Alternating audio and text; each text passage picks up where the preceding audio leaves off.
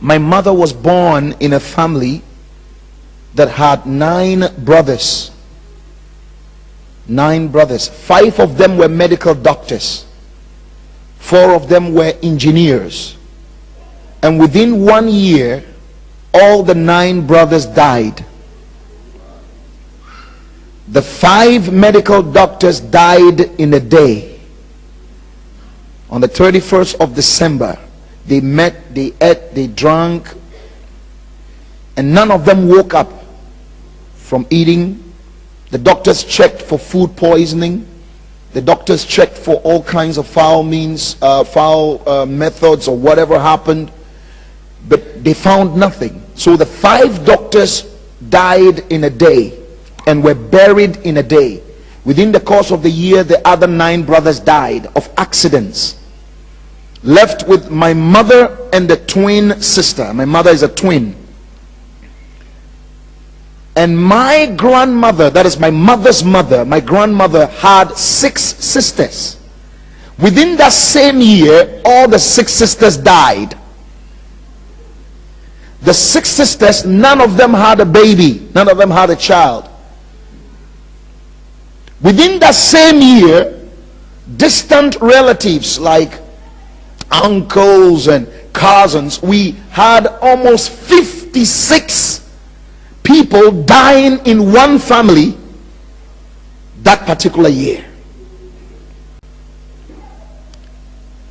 It left my mother in a state of deep poverty. So my mother entered into prostitution. And in the course of the prostitution, I was conceived. Those days, there was not that knowledge to protect yourself with the accessories that we have today. So she conceived. And pregnancy for a prostitute is a liability. It's not an asset. So my mother decided to abort this baby. And she tried 7 times and the baby would not come out. She tried unconventional means to get rid of the baby. It would not work. So on the 7th attempt, she went to a hospital in Takoradi, that is a harbor city in Ghana, to get rid of the baby, to do a DNC and get rid of the baby. And at the hospital, she met a doctor called Dr. Bernard, who was a German doctor practicing in Ghana, West Africa. The doctor looked at my mom and said, "Don't kill this baby. If you give birth to this baby, I will take care of the baby for the rest of his life." So my mother heeded that advice and did not kill the baby. At the 7th month, the baby was born, but the baby was not breathing. So the nurses picked up the baby, was about to release the baby into the bin, into the trash can. Dr. Bernard was not on duty that day, but strangely, he happened to show up at the exact time when the nurses were about to release the baby in the can. Opened the door and saw them releasing the baby and said, "What are you doing?" He said, "The baby is dead." And he said, "Give me the baby." He took the baby, put the baby in the incubator, sat down from morning to 1 minute past 12 midnight, looking in the incubator, sitting down quietly, drinking his coffee. And 1 minute past 12, the baby started breathing. And that baby is Bernard today.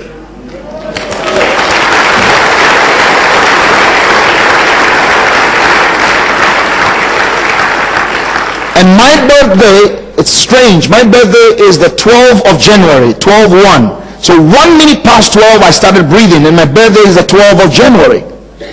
So now I'm born to a prostitute mother, saw my mother still in prostitution. People will come in and do whatever they want to do, and when they are leaving, they will say all kinds of horrible things to her. And as a little boy, I quite remember, after they have said these things, I feel so horrible and bad. I remember days when they will hurt her in the process of doing whatever they're doing, and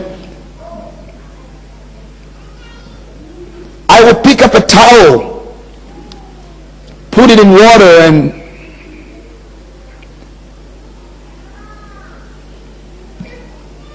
and clean her up through the night.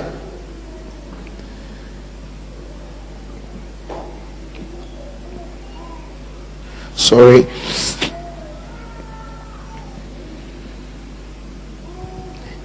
As a little boy, I had a lot of questions in my heart.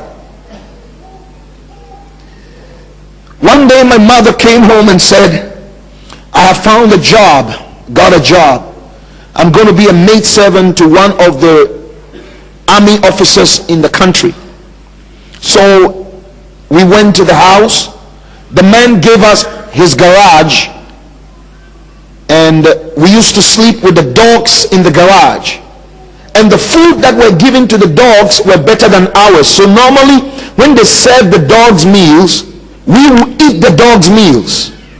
Those dogs later on died. Nobody knew who killed them, but I know, because we were eating their food. At night, this man would leave his wife upstairs and come downstairs in the garage and have sex with my mother. And he would beat her up after the event, not to tell anybody. And as a little boy, I would watch my mother, and he would not let me go out of the garage. He would let me stand and see what is happening. And as a little boy,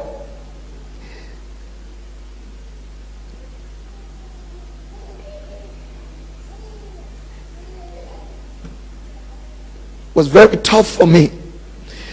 And he would beat my mother, and you would have blood all over the nose and the mouth, and through the night I have to be cleaning the blood. I had questions, but I couldn't ask them. One day he came home, he said, I cannot take care of two people. It's either you stay and your mother go, or your mother stay and you walk away. So as a little boy, I remember just walking around the house, and I left the house, strayed, and ended on the streets. I went to a place where you have this big buses, the government buses that carries people from one city to another, and I hid myself in one of the buses, down the bus where you park the luggage, where the luggages are parked down there. I hid myself there. I don't know how I survived. It's because it's very hot down there, but I hid myself there, went to sleep. I woke up with hearing voices and kicked my way out, and it was the capital city of Ghana, and it was a market area, a shopping center, a market area, and that is where I lived most of my life, picking up food from the ground, eating from the ground. I would go to the garbage dump, the trash can, and pick up food from there and eat.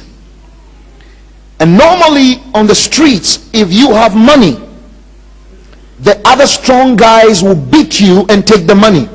So normally on the streets, I will be begging for money, but when I get the money, I will quickly buy food, buy something with it.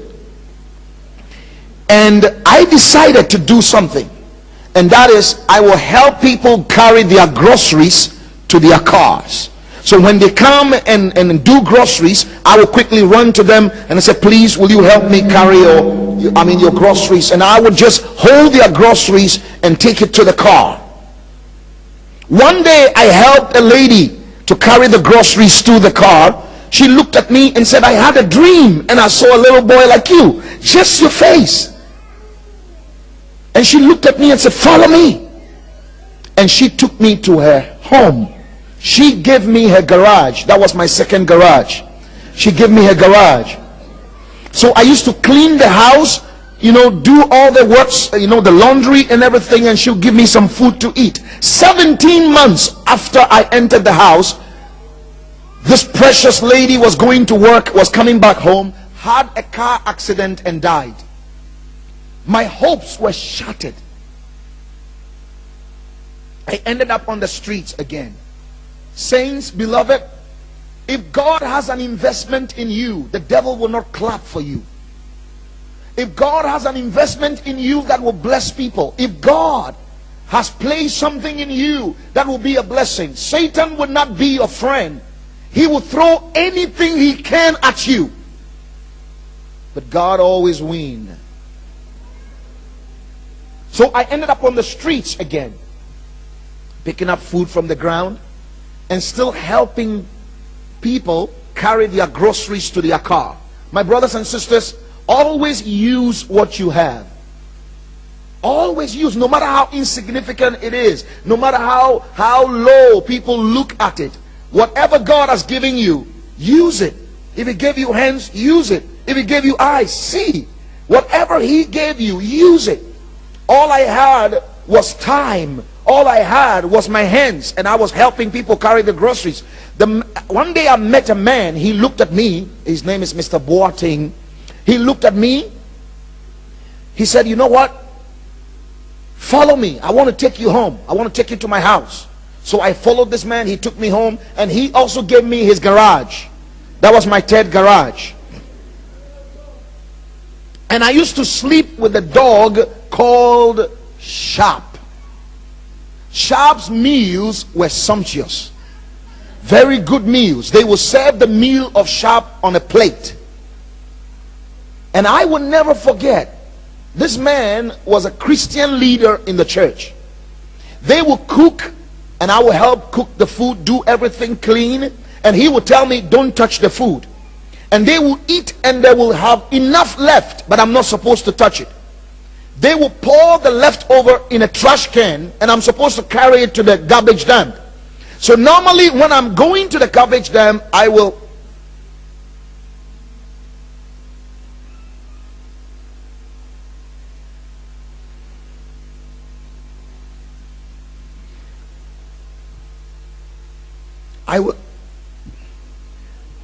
stop and eat the food from the garbage dump.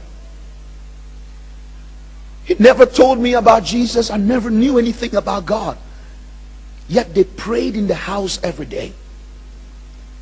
So as a little boy, I had conflicting perception of who God is or who Jesus is. I was confused. I would go the whole day, at times 3-4 days without food in the house, and I'll still be cleaning and doing every work I have to do.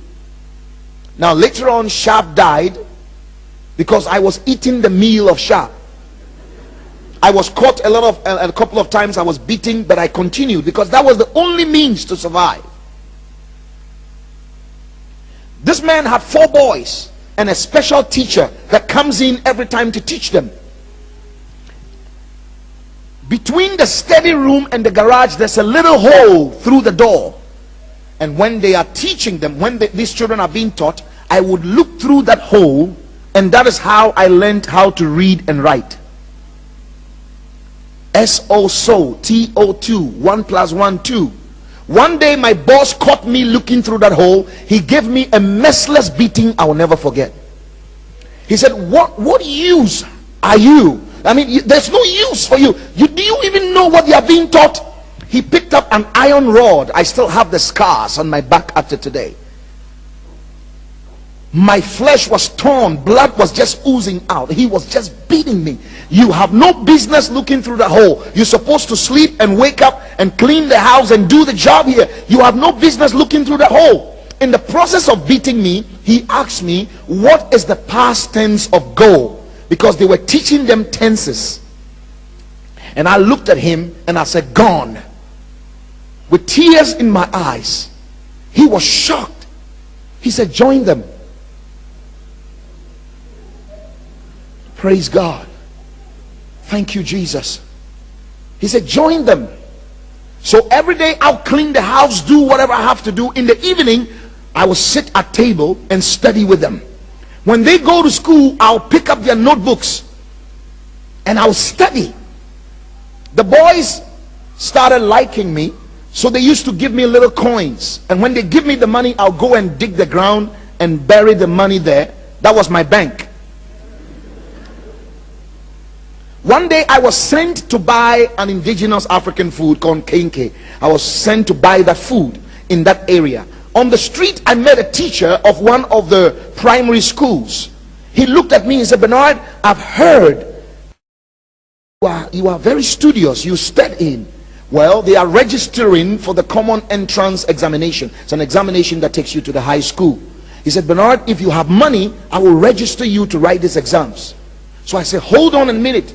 And I ran. I would never forget this. Never forget this. I ran to the place where I buried the money. That was my bank. And I took those pieces. I took those coins. I brought everything out of the ground and brought it to him. He looked at me. There were tears in his eyes. He said, Bernard, this is nothing, but I will pay for you to write these exams. He paid for me to write the exams. I sat the exams, never been to school anywhere. I wrote the exams and passed with distinction.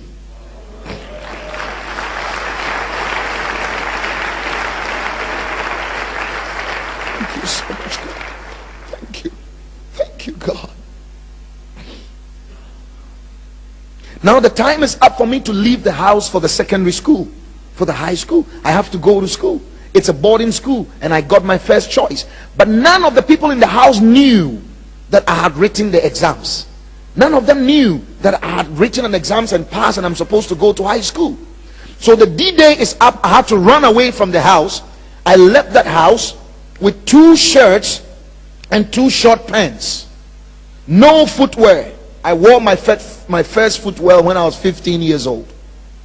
So my foot was on the ground. As I'm speaking right now, it's a record in the school. I'm the only student that have come to that school without a footwear. So I entered the school without a footwear, no pens, no books, nothing. I still have classmates today that are amazed. They used to laugh at me. I had no mattress. I used to sleep on the floor, on the bare floor. I used to steal sheets from the notebooks of my classmates. Then I'll be able to write the notes. When school vacates, I have nowhere to go. You see people's mothers and fathers hugging them, getting their bags in a car. And one of my shirts got messed up, so I redesigned it into a school bag. So I will be holding that with tears in my eyes, and I have nowhere to go. Thank God for Mr. Addison, one of the teachers in my school. He will look at me and say, Bernard, you can live with us on campus till school reopen. So I will live with this family and clean and do. And he also gave me his garage. So school reopened.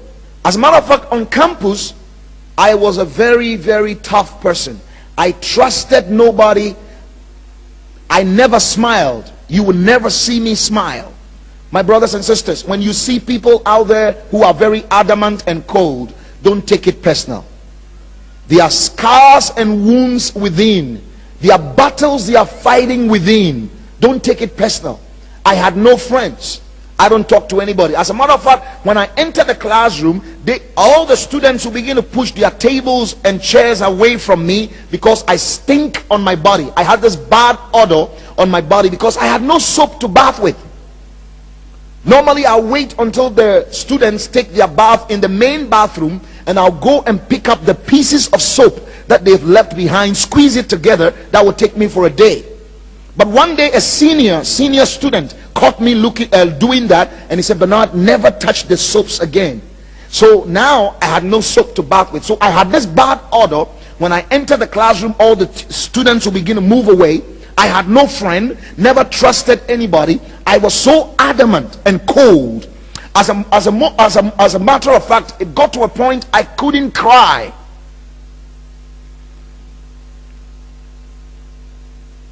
The 4th year, now all this period, I had lost contact with my mother. The 4th year in high school, I was sleeping on the floor in the dormitory.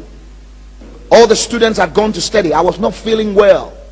So I had locked the dormitory, had the keys in my hand, and I was sleeping on the floor.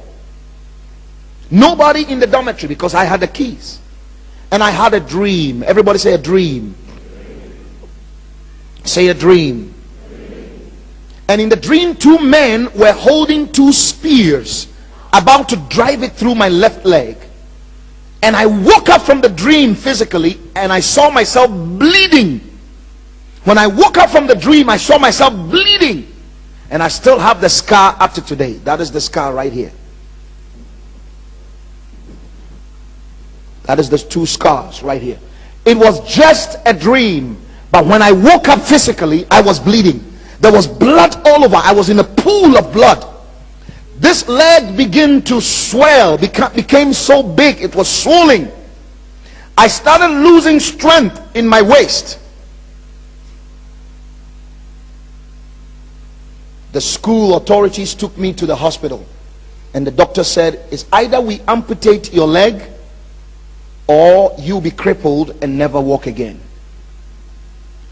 But nobody in the school, even my head teachers, were prepared to pay for the money to do the amputation or to do the best they could, because the doctor said the best we can is to give you injections and give you medication to see what happens, but the leg is so bad.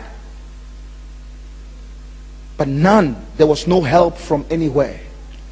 So over a period of time, this other leg began to swell, became big, bloated, and started getting rotten. And I lost strength in my waist, and I was crippled. The doctor said, you'll never walk again. School was about to go on vacation, so Mr. Addison took me in his house, gave me the garage, and locked the garage. As a matter of fact, die in there quietly. The garage was locked, so I couldn't get myself out, and I didn't have the privilege of a wheelchair. So I dragged myself on the floor. I eased myself on the floor. So you can imagine what was in the garage. Stench. Everything was messed up there, and they had left me to die. Nobody would even come in with water or food. There was only a little window that gave me fresh air from outside the garage. The garage was locked, and I had no strength to push my way out. I remember those days. My mind was empty, in the sense that I was not thinking of anything. I was just getting ready to die. The 12th of January was my birthday. As a matter of fact, I didn't care. I didn't know anything about birthdays anyway. The brightest light began to shine through that window, and I turned to look at that light. It nearly blinded my eyes, and a voice spoke to me through that light. He said, Bernard, rise up. I want to send you to the world to reveal the love and the power of my son. The power of that voice lifted me from the ground, and I started walking. I pushed my way out of the garage. I kicked my way out of the garage. Up to today, I can't describe what it was, but I have such strength. I pushed my way out of the garage. The head teacher's house is close to the girls' dormitory. School had gone on vacation, but the last year students were waiting on campus preparing for their final exams. So the girls' dormitory